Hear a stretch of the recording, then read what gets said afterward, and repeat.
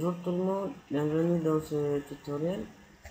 Aujourd'hui, je vais vous montrer comment importer des fichiers appartenant à un récepteur ProMark 3.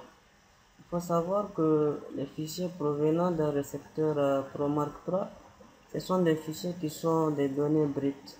Donc, on ne peut pas directement les utiliser. Pour cela, il faut d'abord les convertir afin de pouvoir les importer. Donc, pour cela, vous allez lancer votre logiciel GNSS. Et la première des choses qu'il faut faire, c'est de créer d'abord votre projet. Donc, si je le nomme par exemple juste test, maintenant, je mets OK. En fonction de ça, je choisis le système de référence spatiale. C'est déjà, comme je suis au Maroc, donc c'est le Maroc Merchiche. Notre zone d'étude se situe au niveau de la zone 2. Donc, le système est déjà choisi. Maintenant, je mets suivant. Donc, là, on a le type par défaut, radiodiffusé, suivant, suivant, et puis terminé. Maintenant, une fois que vous aurez créé votre projet, vous allez venir au niveau de cet icône, décharger données brutes depuis ZMax ou Pro Mark III. C'est différent de quand c'est importer données brutes de fichiers ou d'unités Pro Mark. C'est pas la même chose.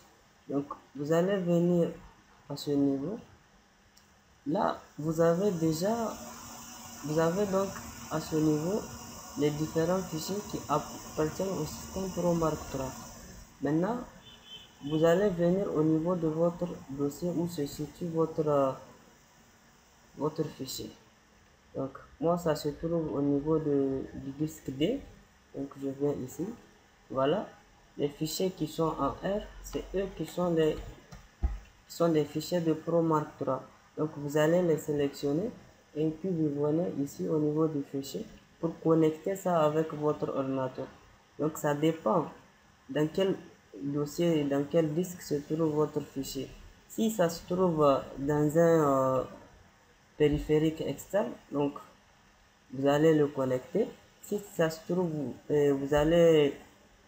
vos données se trouvent dans un autre disque et que vous voulez les transférer par infrarouge aussi, ça se fait. Donc, dans ce cas, notre fichier, ça se trouve dans le PC. Donc, je vais cliquer à ce niveau.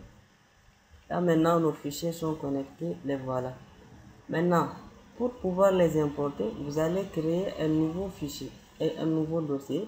Donc, on clique à ce niveau. Et puis voilà, le nouveau dossier est créé. Maintenant, vous sélectionnez les deux fichiers qui appartiennent qui correspondent aux deux fichiers de ProMark ici. R. Le G, je confirme. Je le dis ça, le G, c'est pas un fichier provenant du récepteur ProMark 3. Donc les deux, c'est eux qui proviennent du récepteur ProMark 3. Maintenant, je les sélectionne juste et puis je les glisse dans le nouveau dossier que j'ai créé.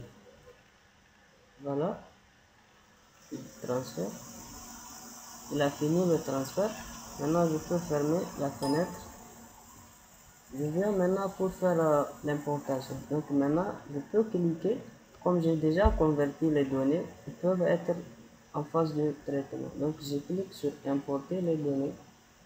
Je viens dans le nouveau dossier que j'ai créé. Donc si on regarde bien, le dossier, je l'ai créé à ce niveau.